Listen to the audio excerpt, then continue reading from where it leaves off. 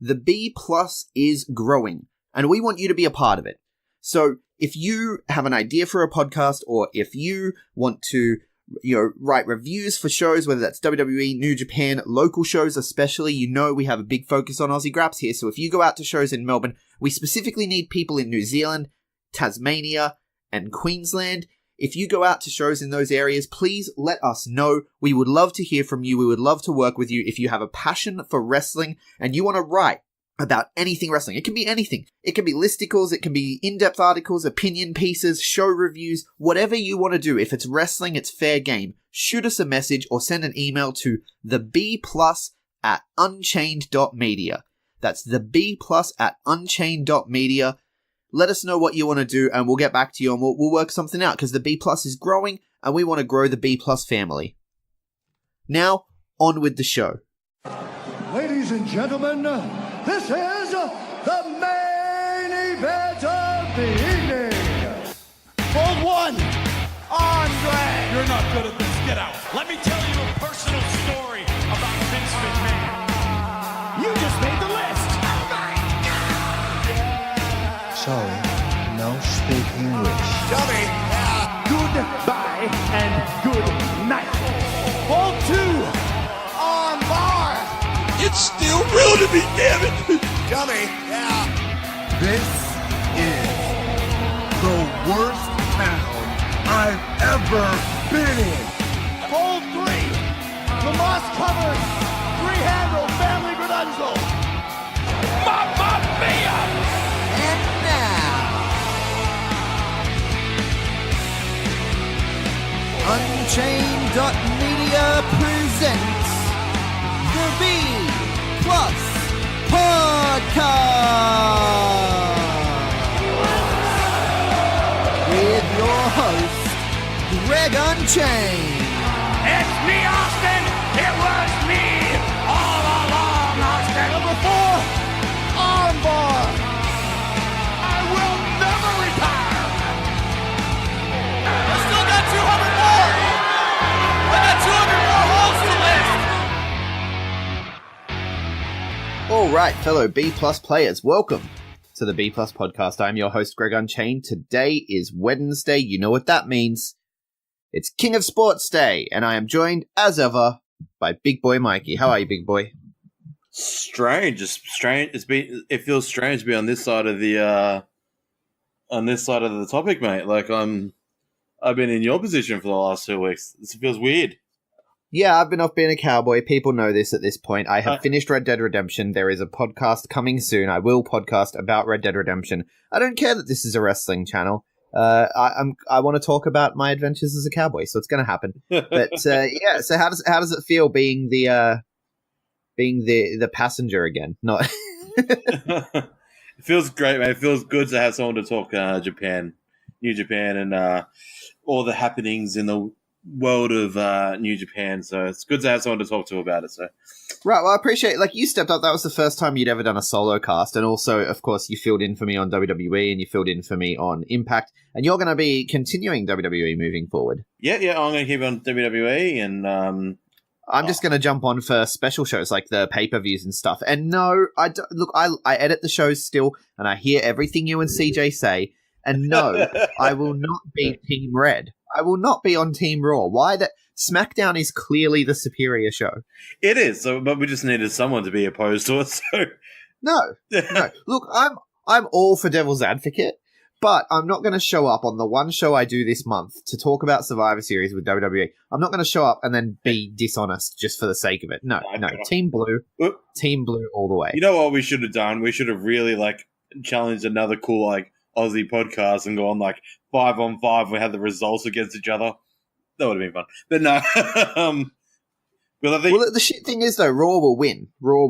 But that's anyway. That's for a different podcast. We are here to talk King of Sports. Now, we classify the King of Sports universe, of course, to be containing New Japan Pro Wrestling, Ring of Honor, their affiliate in the Americas, CMLL, their affiliate in the Mexicos, and RevPro, their affiliate in the UK. So I want to start off in America this week with Ring of Honor, which is kind of my specialty when it comes to these guys.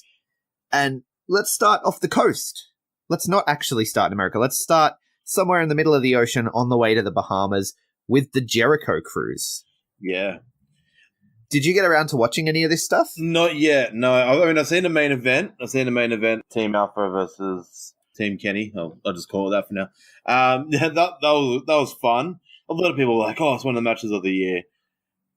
I wasn't. Yeah, I wouldn't go that call far. it one of the matches of the No, year. I wouldn't go that far, but it was fun. It was certainly fun. It was a good match. Yeah, it was Alpha Club versus Bullet Club, is what they were calling Sorry, it. that's and right. There you go.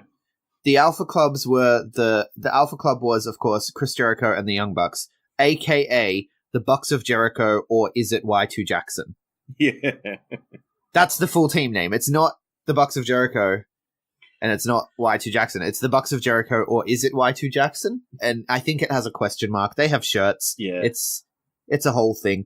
But it was a fun match. Everything I'm hearing from the cruise is that everything was amazing, and I don't know why it didn't do the StarCast treatment and have like all the karaoke stuff and everything put up on Fight TV. But you know, the Sea of Honor tournament is what made it up there, and ultimately was won by Flip Gordon, which means Flip Gordon's going to get a shot at a title soon in the near future, which is awesome for him. And there were some really good matches on that. I would definitely recommend for people, if you have a couple of hours, like it just sounds like everyone's having a lot of fun. You know, Colt Cabana's on commentary and Jay Lethal's on commentary, and Jay Lethal's having a good laugh about all of it. And they're just really enjoying the cruise. It was kind of like a holiday where they went out and wrestled a couple of matches, you know? Yeah. But then you watch Being the Elite and they're like, we haven't slept. So maybe it just looked like a holiday, but really they were all like running around like crazy. Yeah. I'd say for the guys like Lethal and Cabana and that, it would have been a lot of fun. I'd say for the BTE crew and Jericho's crew that it would have been a busy weekend. But then you see in like BTE, then they were chilling on the beach, having some fun and stuff. So it would have been a lot of work. Yeah, there would have been a lot of dressed up. Did you see them dressed up as like Mario Brothers? And because they were there on Halloween, so they're dressed up. And what was it? Hangman Page was Yoshi, and he came off the top rope and did that whole double jump thing that Yoshi does. Love that. It was amazing. It was amazing. And then Kenny getting upset that he couldn't wear a skirt again because that's how Kenny Omega. I have to say that the highlight of the Jericho Cruise from what I've watched. And what I've watched is basically limited to little clips on Instagram and stuff.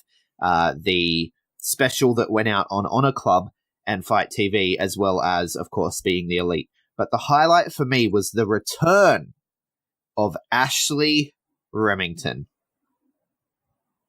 Are you familiar with Ashley Remington? I am not. I'm familiar with Remington hair products, but I'm not. No. Ashley Remington is a sea captain. Right. And so it's very appropriate, obviously, that he would be on the Jericho Cruise. He was the captain of the Jericho Cruise, allegedly. So basically, Ashley Remington is the character that Dalton Castle portrayed in Chikara.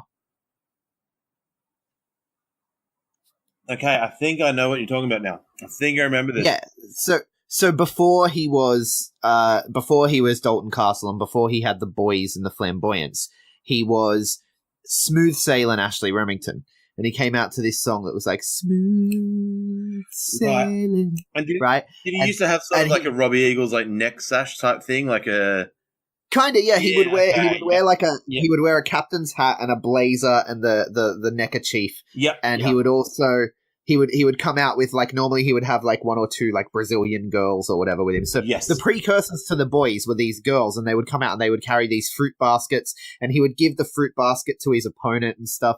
And his whole thing was he always breaks on one. Like he's such a good guy. He's such a rule abiding. He's a captain, you know. He's got to be a role model citizen if he's going to be a captain. And so his whole thing was he always breaks on one. So you lock up and you go to the ropes and they get to the ropes and the ref's like one, and he's like, oh, I break on one. I always break on one. And it was just really good. So on the first night of the tour, supposedly, so we didn't see the first lot of matches. We only saw the second round. But in the first round, he got attacked, and I can't remember who they said attacked him. I should have taken notes, but whatever. He got attacked and he was concussed. And so Colt Cabana kept talking about how, look, this is clearly Dalton Castle. He's got a concussion and he thinks he's Ashley Remington. And so it was good fun. Dalton Castle was in the tournament, but he was being Ashley Remington again because they're on a cruise. So of course you're going to be Ashley Remington. it made me so happy to see Ash, because when I first saw him as Dalton Castle, when I came back to wrestling after a couple of years, and I was like, oh, who's this Dalton Castle? There's a Ring of Honor like rising star, and I'm like, holy shit, that's Ashley Remington. Like, I loved Ashley Remington in Chikara. That's amazing. I'm like, where's Juan Francisco de Coronado? Is he in Ring of Honor too? Why isn't he a champion? No. But yeah, so that was the highlight of the Jericho Cruise for me. And then we move on. Let's move on and talk about Ring of Honor proper. So, of course, the reason that's relevant is all the Ring of Honor stars were there, and there was the Sea of Honor tournament, won, as I mentioned, by Flip Gordon. Moving on to Ring of Honor TV. This week was pretty standard. I didn't watch last week, but I know that it did have that match that we sort of fantasy booked, and we were right. It was an ECW legend that represented Flip against Silas, and it ended up being the Sandman. Yeah. He's looking a little rough. I haven't watched it, but he's looking a little rough for old Sam.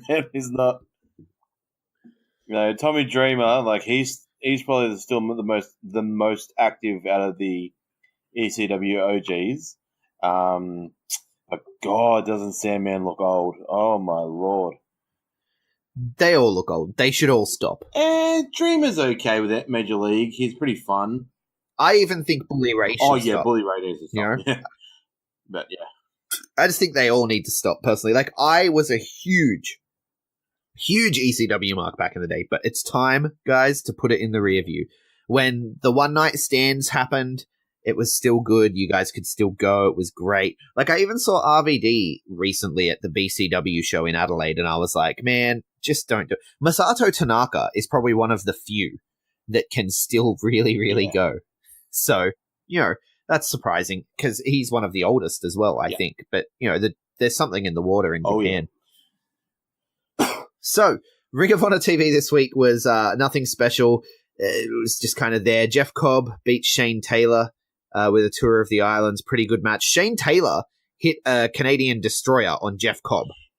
Yeah. Well, I think it was not last week or the week before cast. I was soloing it. You said you're not a Shane Taylor guy. Yeah, but I remember. But it's not this match. There's another match in the in RevPro, which I'll touch on later, that is actually starting to impress me a little bit more now.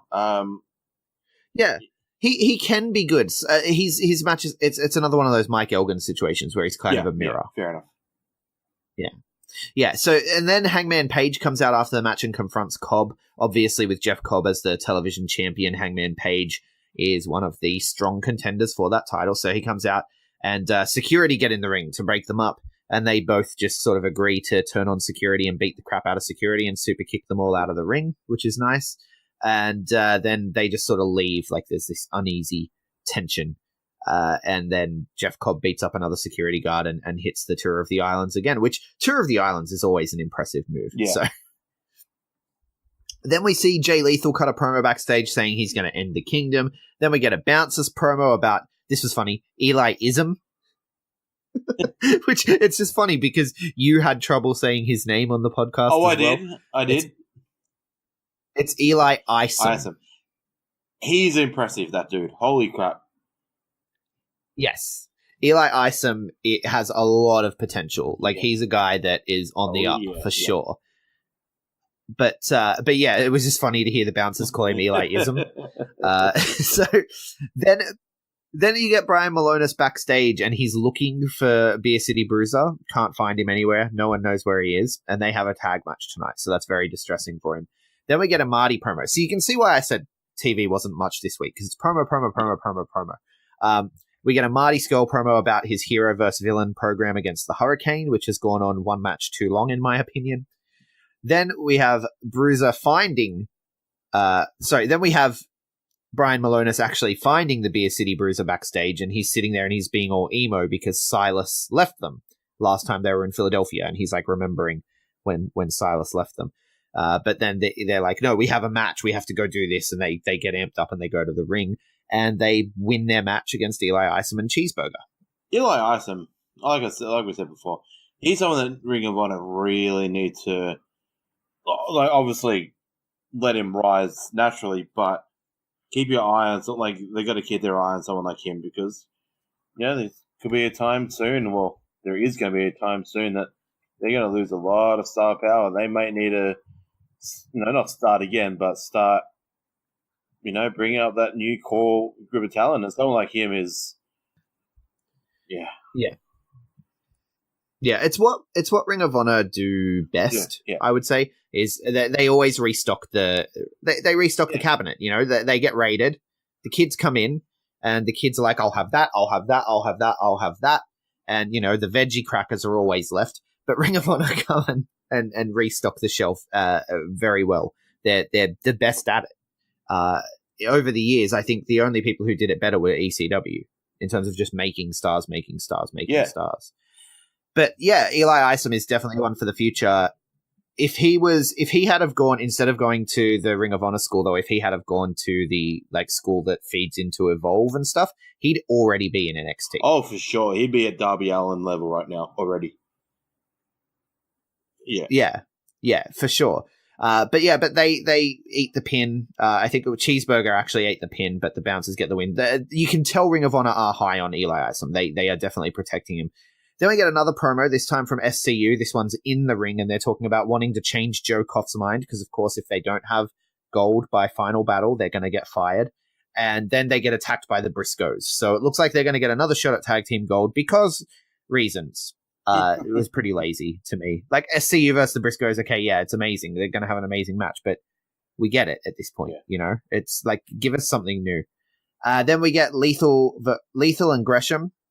And Dalton Castle returning. Dalton Castle teaming up to take on the Kingdom, and they get the win. They actually pick up a win over the Kingdom, which will feed into the whole conspiracy against the Kingdom and Matt Taven wanting his match.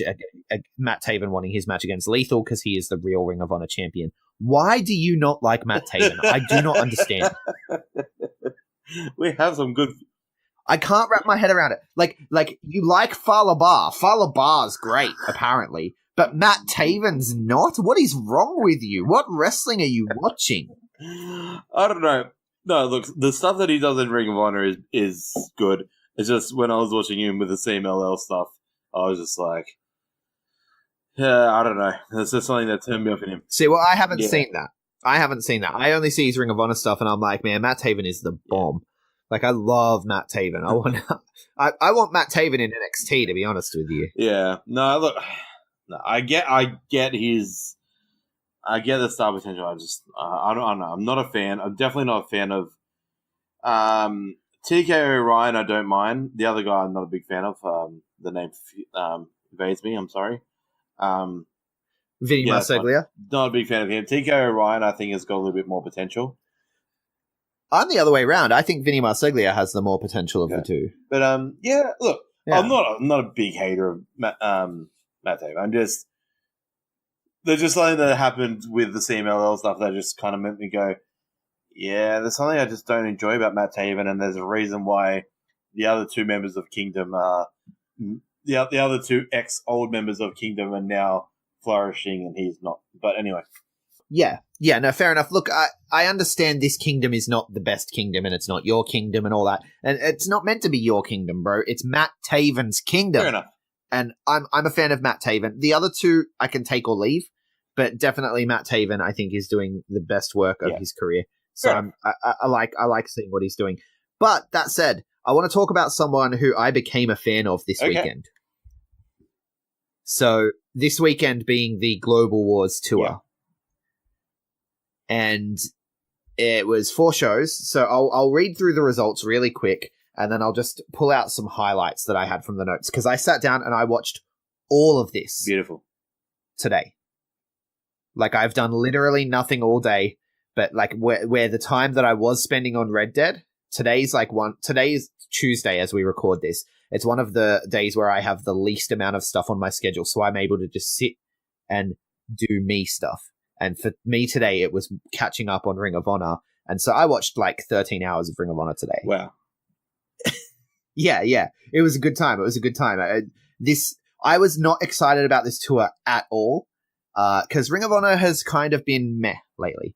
But when Ring of Honor is at its best is admittedly when they're using New Japan talents as well. So, of course, being a Global Wars tour, this included a lot of New Japan talent. And just, it was, show after show was great. Generally, these Honor Club events don't have too much in the way of story progression, but there was a couple of shocking upsets, I would say, and one particular guy who I became a huge fan of over the weekend. So I'm going to read through the results, and then I want to see if you can just guess who I became a fan of. Okay. On night 1, Flip Gordon defeated Eli Isom in the opener. SoCal Uncensored defeated The Bouncers, Beer City Bruiser and Brian Malonis. Jeff Cobb defeated Cheeseburger. The 6-man tag team titles were defended when The Kingdom defeated Dalton Castle and The Boys. That was a really fun match. Dalton Castle and The Boys are always highly entertaining. And of course, Dalton Castle has unfinished business with the Ring of Honor World Championship, which he had to relinquish, and Matt Taven claiming to be the real Ring of Honor champion. There's a lot of fun interactions to be had there over this tour. The Briscoes defeat the Elite, Adam Page and Cody, who this match was one of the best matches I've watched this month, probably. Okay. Like just a random tag match on Ring of Honor Global Wars Night 1. The Briscoes versus Adam Page and Cody. Adam Page and Cody make a really good team. They work so well together. And Brandy obviously adds so much at ringside whenever she's out there. And I really loved this match. I don't know why. Like I'm doing other work at the same time. Like I'm editing posts that are going up on the website and stuff. I think Nathan wrote a really good preview of the AJPW Tag League today. So I was editing that at the same time as I was watching this, but this just caught my eye. I could not look away from this match. Cody is one of the best storytellers in the business. Changed my mind. Absolutely. I'm not even going to try. It pissed me off as I'm watching this match, and I'm like, this match is really, really great. And I'm like, why do people think Cody can't wrestle? It's just because he's not... He's not a bell-to-bell guy. What the fuck does that even mean? It's just because he's not flashy, and he's not... he's not popping over, doing... I sound like Randy Orton. He's not doing 1,000 flips, and he's not doing... but no, Cody's the best storyteller. His fists, not flips. Cody could join the Revival, who I know you don't like, but because you're weird. Anyway, so I highly recommend this match on night 1. The Briscoes versus Adam Page and Cody. Really recommend that match. It was followed up by Juice Robinson getting a win over Christopher Daniels. Yeah, I like that. That shocked me because Christopher Daniels is he's the Ring of Honor guy, right? And I know he's in his twilight and all that sort of stuff, but Juice Robinson getting the win there really shocked me. Then Bully Ray and Silas defeat the Young Bucks. There were shenanigans involved there. I mean, it's Bully Ray. Los Ingobernables de Japón in the match of the night defeated Chris Sabin, Jay Lethal, Jonathan Gresham, and Kushida. So we're talking about all of LIJ except for the new addition of Shingo. So Bushi, Evil, Sonata, and Naito defeat Sabin, Lethal, Gresham, and Kushida. It was about a 17-minute match, and I mean, you can guess how incredible that match was. So it was fantastic. If you're watching 2 matches from this show, definitely the tag match and the main event. Very interesting. Then on night 2, Matt Taven defeats Bushi. Dalton Castle and Juice Robinson defeat the Bouncers. Flip Gordon defeats Frankie Kazarian. Not a shock to you? Clean. He beat him clean. You know the spot that you do in a match where you've done a sit-out powerbomb and you're in that pin? Yep. And then they shift their weight and they roll on top and then they roll around the ring getting 2 counts on each other. They were doing that spot and Flip got a 3 count. Not with any extra leverage or anything, just on one of them, Kaz didn't manage to shift his weight and it ended up being a 3 count. And it was it was the definition of a shock victory because matches never end with that spot. No, that's fantastic. We're good on Flip. I'm sure once upon a time, matches used to end with that spot all the time, and then it just became a spot that you do in the middle of the match. But it ended with that spot, and I loved it. I loved every second of it. Good. Yeah. It's good. So Flip Gordon is getting built up. He's their next guy, I think. I think they know that some people are leaving, and Flip Gordon's going to be one of the next guys to carry the torch. Absolutely. He's got so much star potential. So. Yeah. Then we get something that was missing from night 1, a women's match. Women of Honor represented Sumi Sakai with a proving ground match against Jenny Rose, who lost. I was actually looking forward to Jenny Rose winning this one and then getting the title shot and losing that, but Sumi Sakai is booked as a very strong champion. Then we got Scorpio Sky defeating Jay Briscoe, which was a bit of an upset in my opinion, but it was, I mean, the SCU, they're kind of on the level. Yeah, they are. Yeah. Then the LIJ team of Evil and Sonata got a win over Bully Ray and Silas. Yeah, and Bully Ray and Silas obviously start teasing a little bit of dissension, a little bit of tension there that they're not going to continue. Jeff Cobb gets a win over Chris Daniels, which is, he's the TV champion, so I don't consider that one an upset at all. But again, Christopher Daniels just doing the honors on this tour everywhere. Then Cody gets a win over Mark Briscoe. Naito gets a win over Adam Page in very clear match of the night. Right.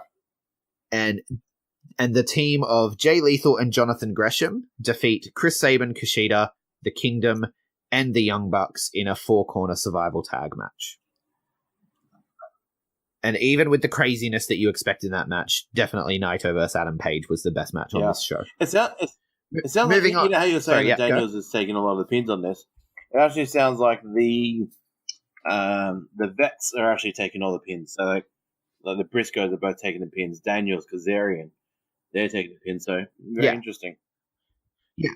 So that's what you said, like when you said that Ring of Honor are in building mode, they're getting ready to like build these new guys like Isom and all of that.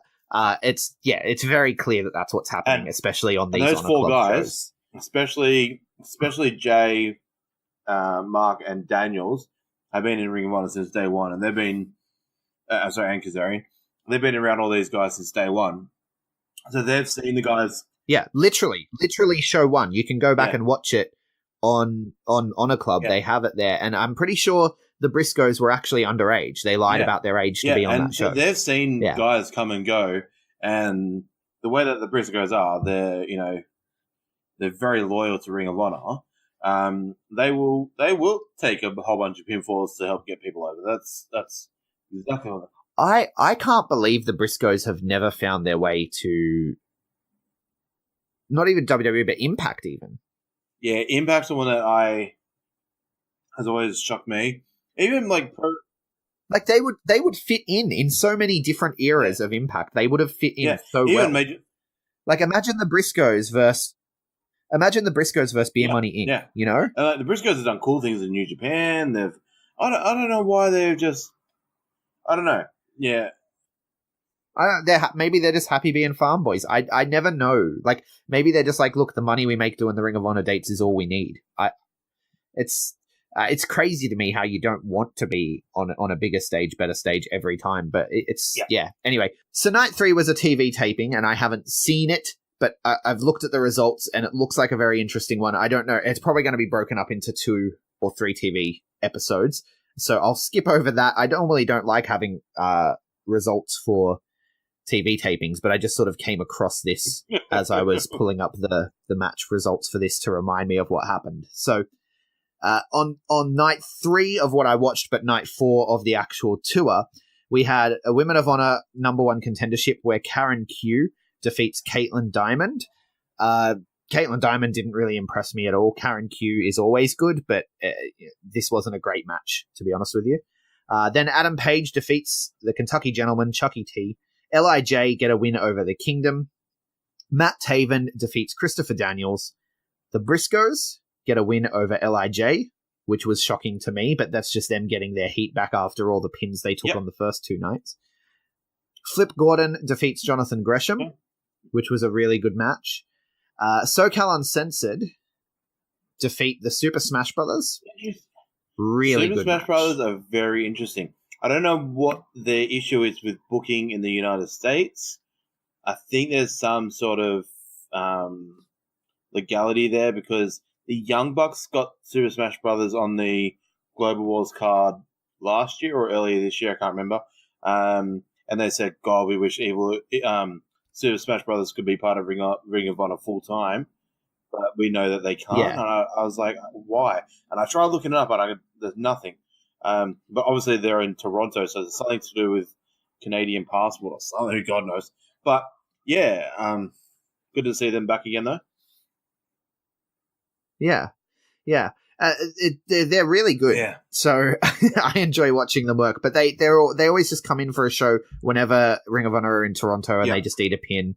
But, it is what it is. Juice Robinson defeats Beretta. Really good match. Young Bucks defeats Sabin and Kushida. And then Jay Lethal beats Kenny King in a world title defense in the match of the night. Brilliant. Now, who do you think I became a fan of over the weekend? I'm going to take a stab and say, well, I know you already liked him, but Flip Gordon? Did Flip Gordon be the one to really impress you? No. See, it's a trick question because he wasn't listed in the results. Rhett Titus. Right. Rhett Titus had this gimmick going throughout the tour where his music would hit. He had this weird smooth jazz music for some reason, which I've never heard him come out to. He normally comes out to the obnoxious Enzo Amore style hip hop sort of stuff with what's his name, Big Willie style, and they do that whole Weather Dogs thing, and it's kind of like an Enzo and Big Cass ripoff. So that's what they normally do, but Willie wasn't there, and Rhett's looking for Willie, and he comes out and he's in his underwear, and he comes out to this smooth jazz music, and he poses a bit. And then he gets over to the announce table and he joins commentary for one match. And he's like, I'm looking for Willie. Has anyone seen Willie? I can't find him anywhere. And they're like, what are you wearing? Like, you're joining us on commentary. You're in your trunks. And he's like, yeah, my bags got lost at the airport. And so I'm just wearing this. Like, this is what I've got. Next night he comes out. He does the pose and stuff, but he's in different colored underwear.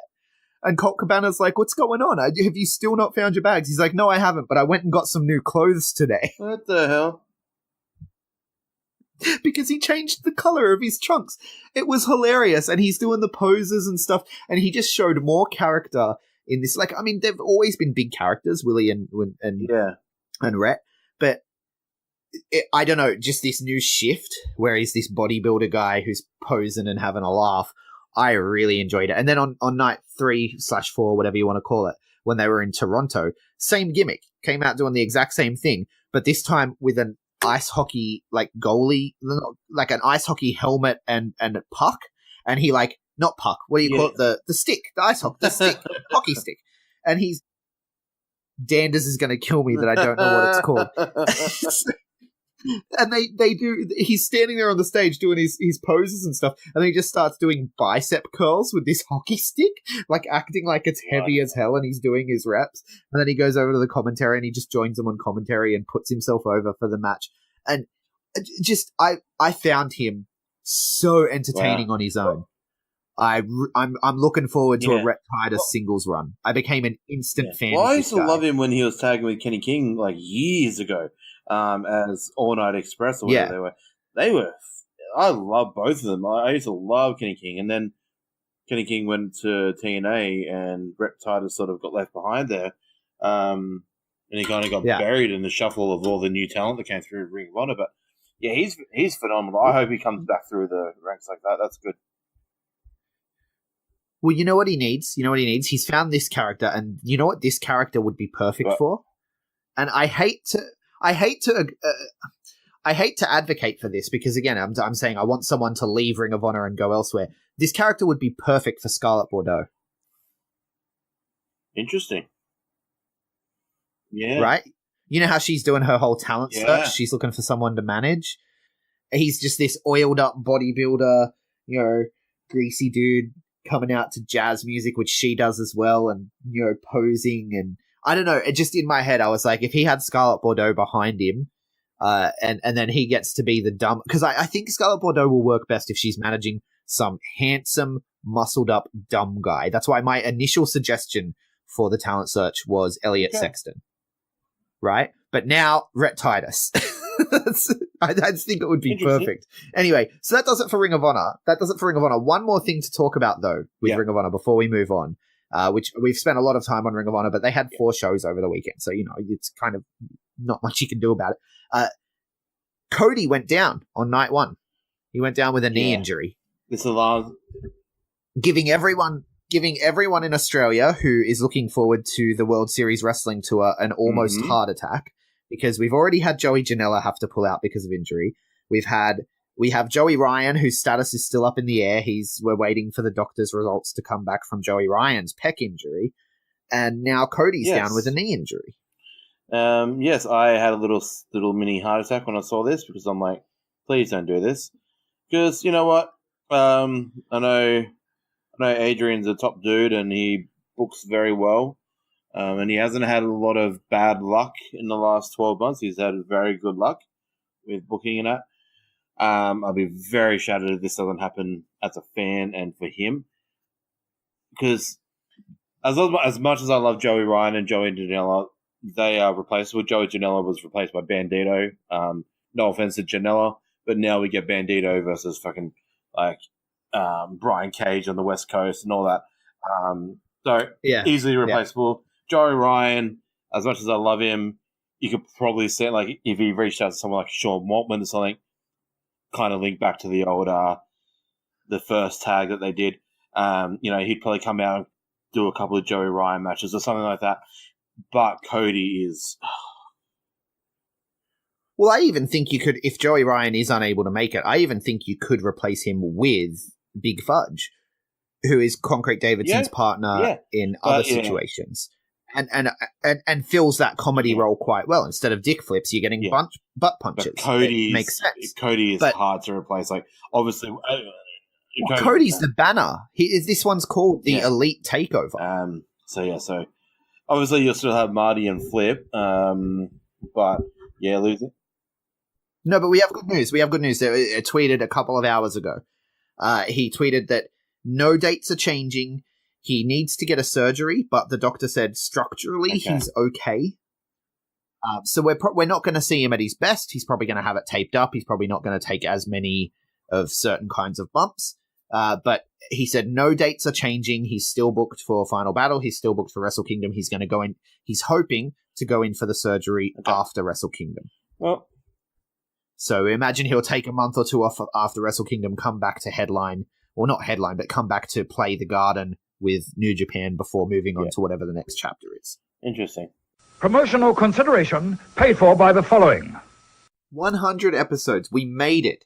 We made it to 100 episodes, and what better way to celebrate than by sharing Threadbox with all the B-plus players across Australia. Threadbox is a subscription service for men that brings you a personalized shopping and stylist experience for any budget. You get direct email access to a personalized stylist who builds out a style profile for you and sends you all the clothes you need. So if you need singlets this month, you're going to get singlets. If you need belts this month, you're going to get belts. You let them know, and they're going to send that out to you. There are multiple packages available, and you always get more worth than you pay for because Threadbox know all the best brands.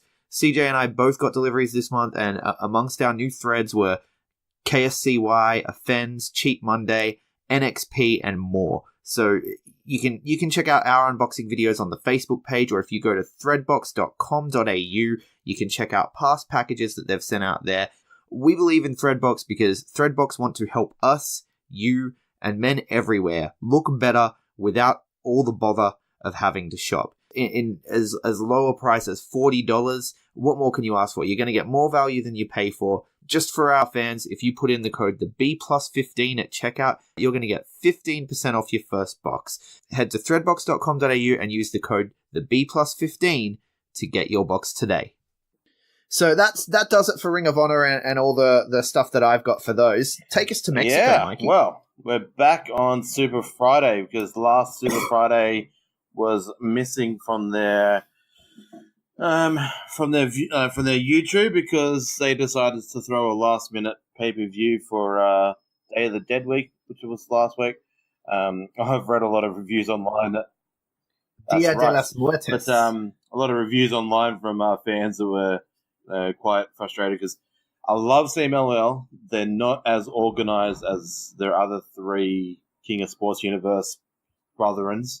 They're not as well organized.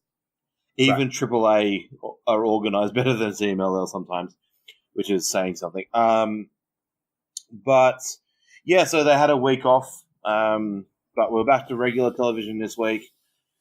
So what I'm going to do is I'm going to do similar to what you've done. I'll just run through the results and just touch on a couple of things that really trigged my viewership this week. So we had Los Revolucionarios del Telo, so it's Dragon Rojo Jr. and Polvoro and Virus defeat Esfinge, Titan, and Triton.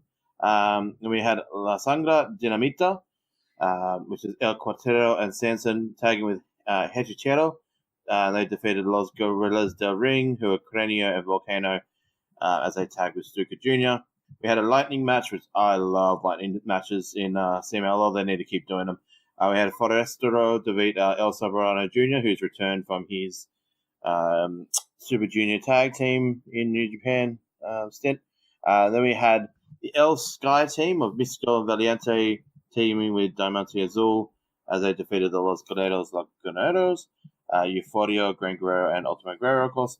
Then we had the team of Angel de Oro, who was actually replacing Phoenix in this match. Phoenix was meant to be in this match. Angel de Oro came in with tagged with Caristico and Volador Jr. as they defeated Los Ingobernables, El Terrible, and Rush as they tagged with El Barbaro Cavernario. Another solid show, really solid show. There is a team that is fast on the rise in CMLL. La Sangre Dinamita, El Cuatrero Sanson, and Forestero, who got a singles match this week. Those three, especially Sanson and Forestero, they are moving very fast up the ranks. They are phenomenal. If anyone's listening to this who's trying to get into Lucha Libre, go watch these guys. Sanson is probably the better. Yeah. It always helps to find guys where you're getting in on the ground floor with their careers. That like guys helps. like Penta and Phoenix were in this situation probably about 5 years ago. So, Mexico now with the popularity of Penta, Phoenix, Ray being back in the WWE, Lucha House Party, Lucha Underground giving a lot more popularity. Impact working with a lot of Lucha guys. It's starting to rise again. So keep your eye on some of these young ones as they come through the ranks. And these two in particular, Sanson and Forestero, they're the future. I can't remember the bloodline that they have. It's a proper one. It's a legit bloodline. They are phenomenal. I can't say enough about these guys. They both wear black and white. One's got like a horseshoe and one's I can never think of the other guys. But yeah, look, keep on top of them on YouTube. They're just as fast as rising as Roosh. Roosh has become an American independent star in the last 2 or 3 weeks. Of course, MLW and you guys got like guys like Baldo Jr. and Soberano Jr. doing their thing in New Japan last couple of weeks.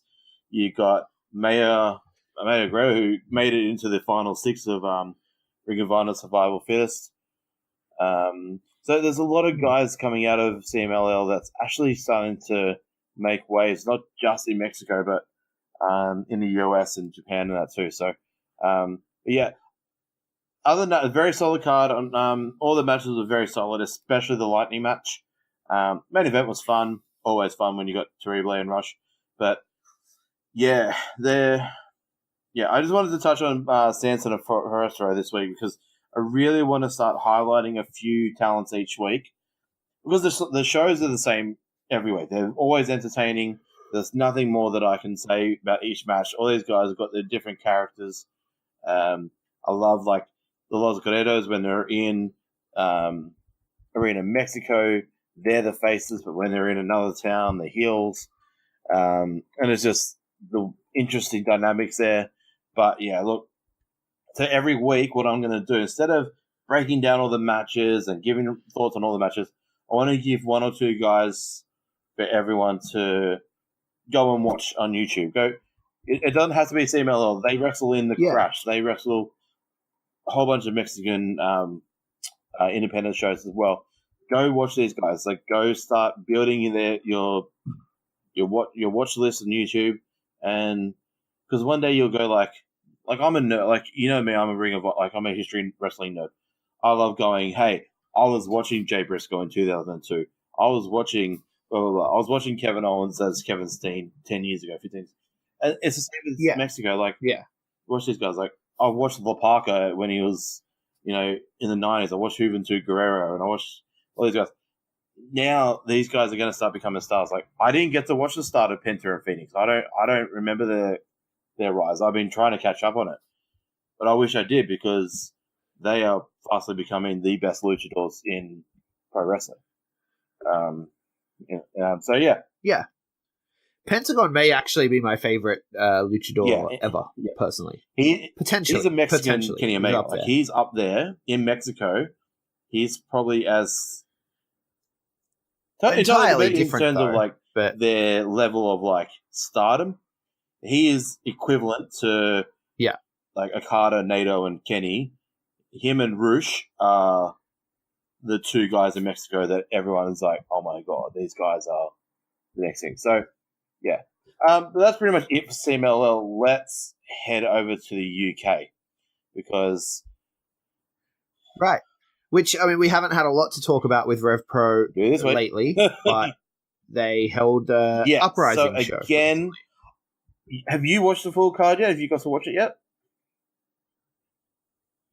No, is it actually up on RPW On Demand? Because I spent the whole day catching up on Ring of Honor. I didn't even check to see if it's gone as of recording, I've yet to watch the final 3 matches. I've watched everything. The final 4 matches. I've watched the first 4. I can tell you that there's already a card still in the top 4. So I'll run through the results. I can't give you much feedback on the final 4, but so we had Tai Chi defeating Chris Brooks. Chris Brooks turning a little bit heel in RevPro. I'll come back to that in a minute. The Great Khan, who is still on his undefeated streak, defeating Shane Taylor. Great Khan is a star. Just putting that out there. I've not seen a RevPro what do you call it? Excursion happen like this. CMLL and Ring of Honor always do good jobs with them, but holy shit, Great Khan is doing well in there. When he returns to New Japan, they got a star in their hands. Then we had Josh Bowden defeat Chris Widgray, which I was expecting to be match of the night, but it wasn't. Decent, but it wasn't match of the night. Then we had El Fantasmo defeat El Desperado. We had Satoshi Kojima defeat Walter. Yep, you heard that right. Yep. Kojima defeated Walter. Anyway, Wow. MK McKinnon defeated Mike Bailey. I love Speedboy Mike Bailey. Anyway, RevPro Undisputed British Tag Team title match was up for grabs here. Suzuki Gun, Minoru Suzuki, and Zack Sabre Jr. defended their championships against Aussie Open, Kyle Fletcher, Mark Davis, and they managed to retain. And the RevPro Undisputed British Heavyweight title was on the line as Tomohiro Ishii defended his title against the British Cruiserweight champion David Starr in a solid 20-minute bout. So, I can't give you feedback on the last 4. I have heard incredible things about MK McKinnon versus Mike Bailey. Me too. So I had, of course, Akil the Heel and Arn Furious, who both do work with us on This Month in Puro and This Month in BritRes. They were both at this show, and they have both told me that the MK McKinnon and Speedball Mike Bailey match was fantastic. And the thing that caught my eye, though, was the angle that happens after the main event. So there's a couple of angles that actually came through. So I want to go back to the main, the opener, Tai Chi and Chris Brooks. Wouldn't think there's much going on there. Yes. In the opening, Will Ospreay came out, all in his little black collar shirt, and he's looking all suave, and he accidentally cost Chris Brooks the match. Will Ospreay and Tai Chi have issues, right? So he was out there watching the Tai Chi thing. Anyway, Chris Brooks. Yeah, so we're still thinking we're probably building towards those or two maybe Kingdom. Worst comes to worst, it's going to be a 6-man, but I bloody hope not. Anyway, I feel that Chris Brooks is starting to turn. Well, he is a heel in RevPro. He's usually a face in places like Progress and that, but he's very heel right now, and he turned on Will Ospreay and beat him down while he's still injured. So I think at RevPro we're going to get a Brooks versus Will Ospreay match in the next couple of months when Ospreay is fit. Great Khan looked amazing, like we said. Yeah, Bodum and Ridgeway, I was expecting to be match of the night. Those two. Bodum is... I could watch Bodum all day long. Chris Ridgeway, pretty much just the British version of, like, Robbie... I was going to say Robbie. No, he's pretty much a British version of Suzuki. Just fucking rough. Like a Matt Riddle style, just rough. Just love his kicks. The match that has actually caught my eye out of the first 4 because I've yet to watch the last 4. El Phantasmo and El Desperado was awesome. It was a really, really good match. El Phantasmo has really impressed me. He won the Super J Cup. But El Desperado is just... He's awesome on his own. Like, New Japan needed to capitalize on El Desperado. Like, Yoshinobu Kanemaru is... he's a vet. He's been around the Noah and New Japan scenes for a long time. But Desperado, he's still young and he's got... he's got the the mask and the look and that. Mate, build around it because this one-on-one was so fun. And there was a match, I think, in the Best of Super Juniors that we were watching. I think it was Desperado and maybe Hiromu Takahashi. I remember I kept saying to you, I was like, El Desperado, there's something there. He really showed it here. No, I do remember throughout the Super Juniors we were very high on Despy. The mask. Yeah. Maybe Bushi. It was Desperado versus Bushi. And they had that mask, and he nearly lost his mask in the match, and he wrestled. Yes. I don't know much of the feedback from the other one. I've heard about McKinnon and Bailey. I'm guessing Suzuki Gun versus Aussie Open is just brutal. Ishii versus Star just sounds brutal. Very disappointed that Aussie Open didn't walk out with the titles. But, and Kojima defeating Walter, huge upset.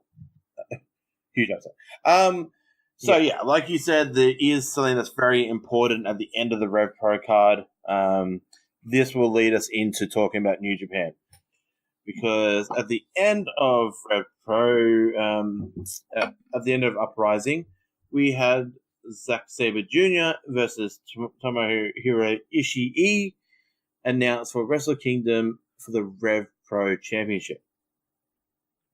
Which is, I'm so happy for both because this is their one-on-one at Wrestle Kingdom. Ishii has not had a one-on-one at Wrestle Kingdom, I don't think, for ages. He keeps getting stuck in stupid 6-man matches. He is too good to be in a 6-man match. This may mean someone like Minoru Suzuki might be in a 6-man match, but too bad. But Ishii... Yeah, I could see Suzuki Gun going for the... the 6-man. But Zack Sabre Jr. versus Ishii, I expect Sabre to reclaim his RevPro title at Wrestle Kingdom, but nonetheless, that's fantastic. Yeah. Well, look, I've had a few people ask me, why do you do the King of Sports universe now? Like, I liked having just an hour of New Japan talk. Why are you doing Ring of Honor with it? Why are you doing RevPro with it? This is why. They are one. We saw build over in Ring of Honor with LIJ and what have you. We see build in RevPro of things that are actually mattering come Wrestle Kingdom time, right? So this stuff is important. If this was just a New Japan podcast, we'd probably still talk about the RevPro show because you kind of have to, because they had this big angle which set up Ishii defending the title on the New Japan show. And... so it's fantastic, and you got to think Zack Sabre Jr. walks out with the strap. The links between all the Ring of Honor title will be defended at Wrestle Kingdom too. Mark my words, like it has been for the last 3 or 4 years. Like Adam Cole defended it 1 year. Not Cody. Someone defended it 2 years ago. I can't remember. Anyway, RevPro title, Ring of Honor title, CMLL titles. They're a little bit more mixed up, so they're hard. But the CMLL guys get involved in the Super Junior stuff, so. And you get guys like Taven in CMLL shaving his head, and then that becomes a story in Ring of Honor, and now he has a really cool mohawk going on. Exactly, but it's all connected, and it all leads us to the main event, which is Wrestle Kingdom. It's around the corner, but before we get there, we got to go through World Tag League, and I'm glad we've saved this for last because I actually just want to do this quickly. World Tag League stuff is pretty much the only stuff we have to talk about with New Japan this week, and it's disappointing. It was a little bit deflating for me. Actually, a question that I want to propose to the universe: does Sabre versus Ishii change something in the Tag League? Because the new quote-unquote rule for New Japan, they start announcing matches prior to the Tag League, which sucks because it takes a lot of stars out of the tag league. This tag league has no Jay White, no Tanahashi, no Omega, no Okada, no Naito. But, like, does this take Ishii and Zack Sabre out of the tournament? Because now they've got the world title shot. Like, there's no reason for what either of them to win the tag league. So that's going to be interesting. Yeah. I don't know. And then, of course, the stupid part as well is the RevPro tag team champions.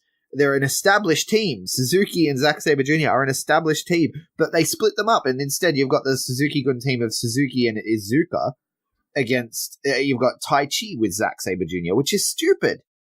Why? Why would you not have Suzuki and Sabre and then bring in an outsider team? Which they're severely lacking. There are no outside teams. I'm going to run through the teams. Yes. We got the new addition of Ayato Yoshida and Shota Umino. I'm excited for those guys. Yes. It's good to see young lions. I am excited for those guys. Yeah. They will come out without any wins. Maybe one. Maybe one, maybe. Best friends, Beretta and Chucky T. Chaos, Tomohiro Ishii and Toru Yano. Yeah. Injuice, that is, of course, David Finlay and Juice Robinson. Gorillas of Destiny, the champions, Tama Tonga and Tangaloa. Jeff Cobb and Michael Elgin, who apparently hate each other. Killer Elite Squad, Davey Boy Smith Jr. and Lance Archer. LIJ, Evil and Sonata, of course. Manabu Nakanishi and Yuji Nagata. I could have done without that team, to be honest with you. I like one of the legend teams, but that's good. Yeah. Suzuki-gun, Minoru Suzuki and Takashi Iizuka, Suzuki-gun, Taichi, and Zack Sabre Jr. Tenkozi, Hiroyoshi Tenza, and Satoshi Kojima. That could have been the legend team to me. Then you've got the Elite, Hangman Page and Yujiro Takahashi, and Toa Hanare and Togi Makabe. I don't know. I was really excited. We theorized leading in, we were like, we want Aussie Open. That this is the time for Aussie Open to transition from RevPro to New Japan, for them to go through like it's a feeder league and get called up to the big leagues, baby, and impress everyone in the World Tag League. No, not happening. No Aussie Open. Yeah. I mean, just any outsider team. Like, we usually get there is a Ring of Honor team somewhat. It's best friends. There's someone there. But they're a regular. Yeah, well, you could call Jeff Cobb and Elgin kind of as well, I guess. Yeah. But, yeah, look, there is a couple of teams there that I like the one league idea. I wonder if they're going to go with that with all their leagues from now on, like G1. They won't do it. No, but like now they do the Super Junior. Maybe they introduce the Super Junior leagues to go to one league in the World League. But there are a couple of teams there that I'm perplexed about, and I think there's still going to be a change because there's no need for Ishii and Sabre to be in the tournament. So take them out, combine Taichi with Iizuka, have Taichi and Suzuki. They would be a better team than take out freaking Iizuka. Yeah. Okay. Yeah. But then Taichi, I want Taichi to be built though, right? So I say let Suzuki take the tour off. Let Taichi team with Iizuka because if you look at this, have a look at this, and you can see all of these teams that are created just for someone to eat the pin. Iizuka is the pin eater. Yeah, absolutely. Then you got the weird team of what's the name? Sorry, just had a name blank. Toa Hanare taking the spot of Honma. Honma just cannot go a full league at this stage. Yeah. That's a health thing though. That's a health thing. I forgive that entirely, and I like Toa Hanare, so I'm okay with that. But you could have left that team off the card this week. I mean, you could have had Toa Hanare tagging with David Finlay or Toa Hanare and Cobb, because Cobb and Elgin is a shit team because they have no chemistry in real life. From all reports that I've read, there's no chemistry in real life. They don't like each other, so. That's weird. Yeah, right. Well, what was it? Elgin said that Jeff Cobb stinks, apparently.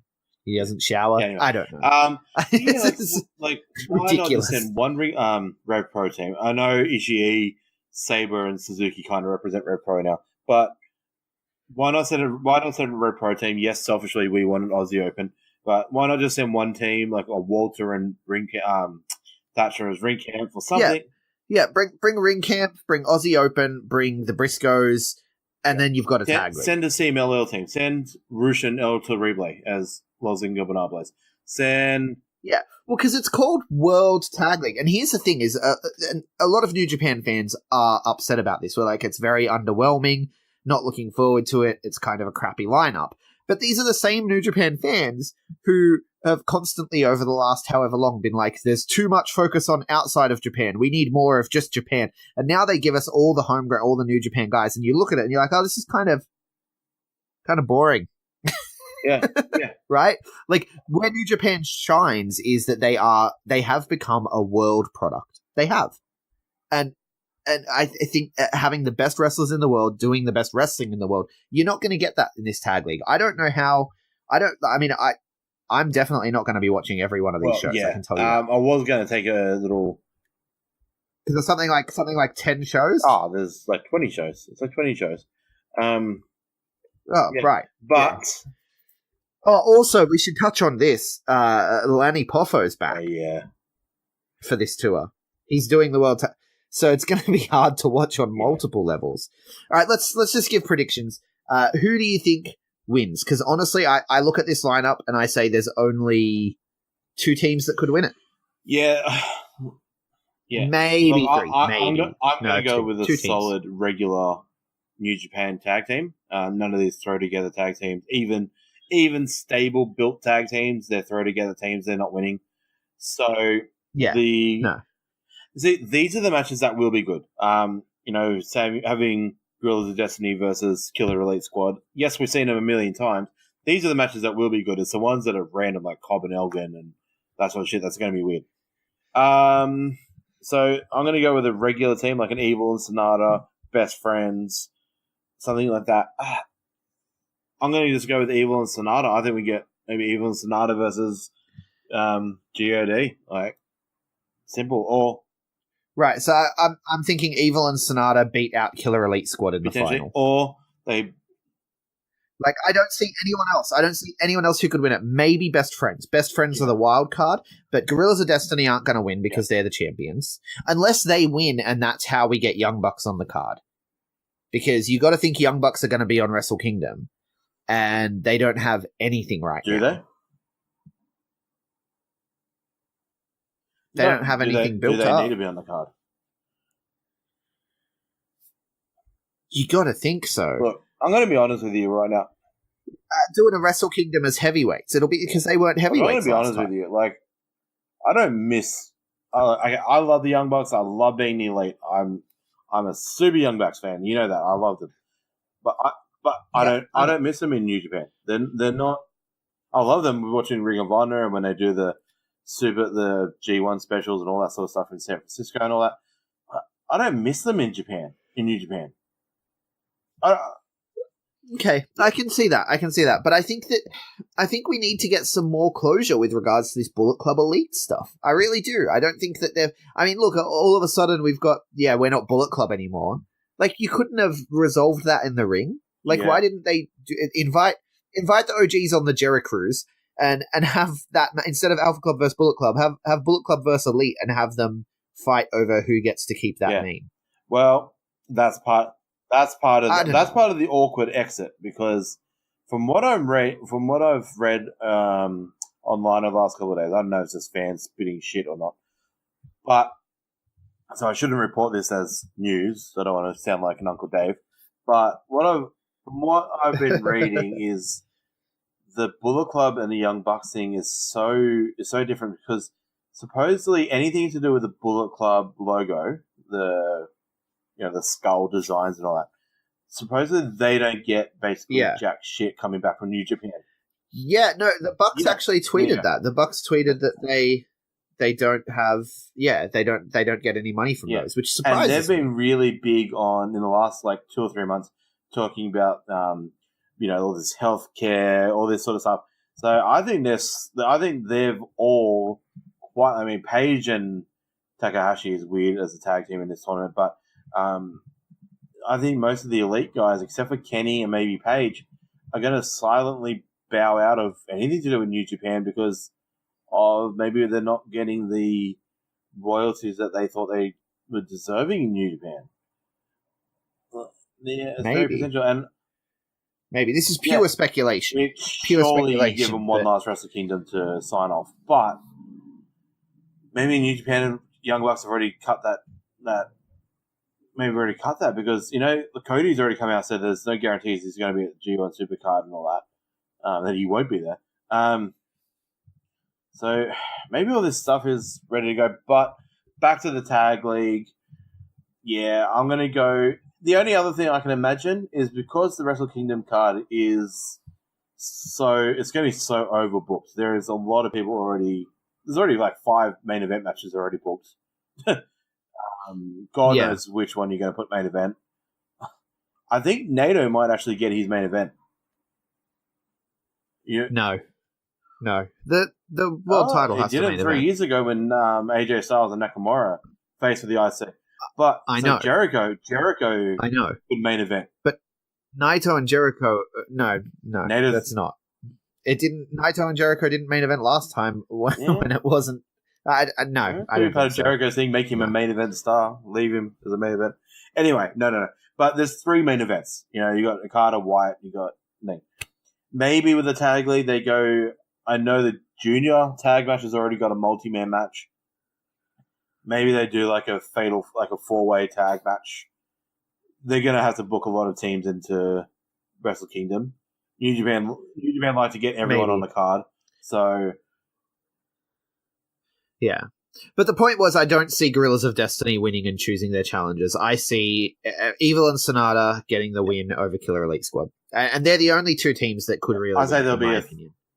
So it's kind of a lackluster tag league and not really worth watching, which is not something we say very often about New Japan Pro Wrestling. And I love tag team wrestling, but almost none of these are actually tag teams. And it helps that you don't have to watch a lot of match because half of it isn't going to be in English. There's only the first 2 nights are. Then the last 3 or 4 nights are in English. About 10 of these shows aren't in English. They're going to be the tournament matches will be shown in Japanese, but later on. So it's going to be messy to watch anyway. I'll as a true New Japan fan, I will watch every single tournament match. I will promise you guys that. I will watch everything, no matter how shit the teams are and how lackluster it is. I will watch every match. That's no drama. But it's going to be messy to watch.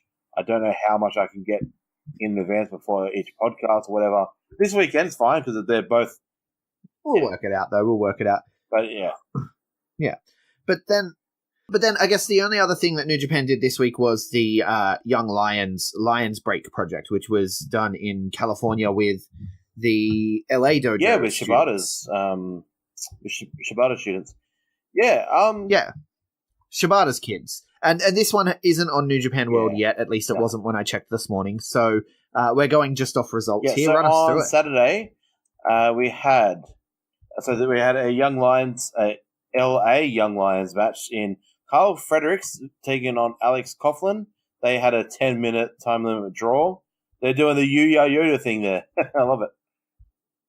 Then we had a veterans match in Taguchi versus Rocky Romero, where Taguchi came out on top. Then we had David Finlay taking on Liga, which Finlay won. Why is Liga taking so many pins lately? Anyway, Goto taking on ACH in the final in the headline match, and Goto won that. That would be an interesting match to see, actually, Goto versus ACH. I do hope this comes on live on New Japan World. Then on Sunday, we had ACH taking on Carl Fredericks, one of the Young Lions. ACH won that. Liga took on Clark Connors, another LA Dojo Young Lion. Liga won that. Then we had Jeff Cobb and Taguchi tag against Goto and Rocky Romero, representing Chaos there. And Cobb took got the pinfall over Rocky Romero there. And then in a special single match, we had Kenny Omega taking on David Finlay in a 12-minute match. Kenny Omega obviously hitting the 1 Wing Angel for the win there. Yeah, solid. Like, Yeah, which is interesting. That's the kind of match you wouldn't really ever see that on a New Japan card. Yeah. So it's kind of interesting. It's to good see. that they're working with Shibata's young lions. I expect maybe some of these young lions to maybe get a little showing in the Battle Royal, the Rumble, and Wrestle Kingdom, or they'll be on the sidelines helping out with all the shit at Wrestle Kingdom. So it's good to see that they're working on young lions in LA. There is a lot of unheralded talent in America that not even Impact or Ring of Honor or Evolve even have touched. So, if they can get some of these good talents, Yeah, absolutely. Absolutely. Is there anything else from New Japan this week, or anything else from the King of Sports universe that you want to touch on before we go? Because I think that's our time. Pretty much it. Very quiet kind of week in New Japan as such. So we're just building to the tag league. Yeah. Ring of Honor makes up for it. And honestly, that Global Wars tour for Ring of Honor, it really surprised me. Like I said, I went into it not thinking it was going to be much, and it could be because I haven't watched a lot of wrestling in the last couple of weeks because I've been so buried in Red Dead Redemption and just family life and things that happened. So it could be that it's just I'm just yes, wrestling, give me wrestling. But I have, since coming back, I have watched the Jericho Cruise. I've watched bits and pieces of WWE. I've watched Lucha Underground, Ultima Lucha Quattro, which was amazing. So I have been watching wrestling, and this Ring of Honor tour really surprised me. I really enjoyed every single one of the shows. I had a really good day today just watching 12 hours of Ring of Honor. It was fun. So I definitely recommend, if anyone has 12 hours to spare, which who has. But if you have, even if you only have 1 or 2 hours, the matches that I recommended specifically were the tag match between Adam Page and Cody against. Yeah. You can go back and listen to what I recommended, but just pick out those matches and watch them because it's definitely well worth it. And also, Rhett Titus. Actually, there is something I do want to touch on. Sorry, on NewJapanWorld.com, they've uploaded 3 Global Wars from the UK tour matches on New Japan World. They've got Goto versus Zack Sabre, Satoshi Kojima versus Mark Davis, El Fantasmo versus Rocky Romero. They've all been uploaded as single matches on New Japan World. And Shibata's California Dreamin' number 3 is up on YouTube as well. I haven't seen it yet, but it's up awesome. there. So get on there. That's the first 2 are good, so that's awesome. Looking forward to that. All right, well, that does it for the King of Sports universe. That does it for the King of Sportscast. Where can people find you, Mikey? You can find me at BigBoy_Mikey86 on the Twitters and on the Instagrams. I am at Greg Unchained on Twitter, at the Greg Unchained on Instagram. We collectively are the B+ Wrestle on Twitter because wrestling wouldn't fit, and the B+ Wrestling everywhere else. It is great to be back talking wrestling again. I was on All the Rest. We talked some wrestling news. It's great to actually talk about the action again. It's been fantastic. I've enjoyed my time off playing cowboy, but I'm back. I'm back to talk wrestling with you guys, and it's very exciting. So hit me up on the social media. Let me know that you've missed my sultry voice. And give us a 5-star review if you feel so inclined. Like, share, subscribe. And thank you so much for listening. Hold 1! Arm drag! You're not good at this. Get out. Let me tell you a personal story about Vince McMahon. You just made the list. Oh my God! So, no speak English. Dummy. Goodbye and good night. Hold 2! Arm bar! This is the worst town I've ever been in. It's still real to me, damn it! Dummy. Hold 3! The moss covered 3-handle family Granunzo.